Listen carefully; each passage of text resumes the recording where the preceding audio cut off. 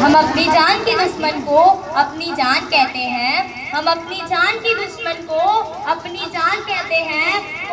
मोहब्बत की इसी मिट्टी को हिंदुस्तान कहते हैं, हिंदुस्तान कहते हैं। जो दुनिया में सुनाई गई उसे कहते हैं खामोशी।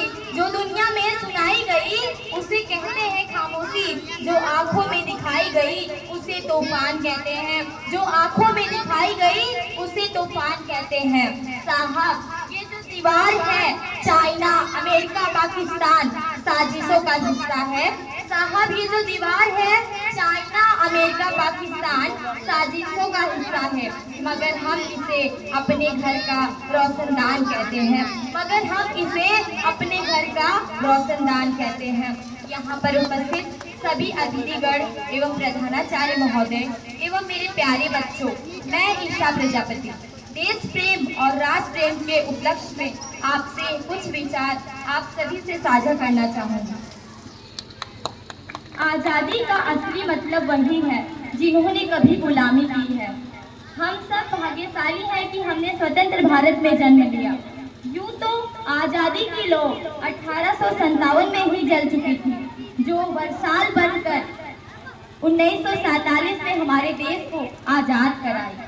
प्राचीन मध्यकालीन और वर्तमान भारत के उदाहरणों से स्पष्ट करना चाहूंगी कि जब फिरंगियों ने फेरे में फंस गए थे, जब फिरंगियां फेरे में फंस गए थे, तो रंग दे बसंती चोला की एक आवाज पर टोलों पे टोले उड़ाते थे और उनके वंदे मातरम के नारे सुन के आने वाले 5 डिग्री का तूफान अंग्रेजी शासकों के जड़मूल तूफान ला देता था।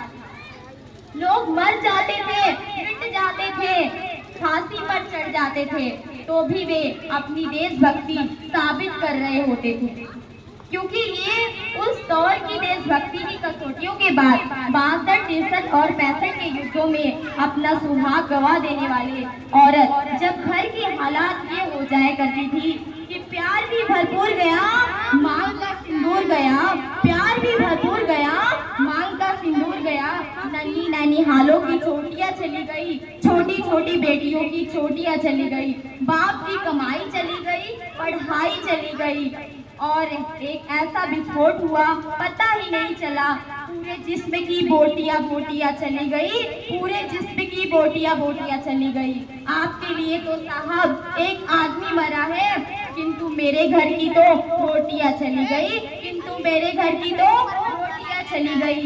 ये हालात पैदा होने के बावजूद भी एक माँ अपने बेटे को सड़क पर दुश्मनों की धमकियां उड़ाने के लिए भेज देती थी और उसके पत्र में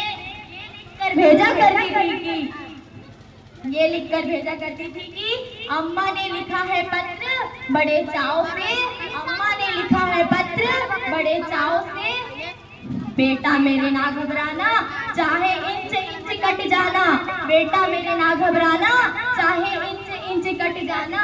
इस तरह पूरा देश अपनी देशभक्ति को साबित कर रहा होता था। इस तरह पूरा देश अपनी देशभक्ति को साबित कर रहा होता था।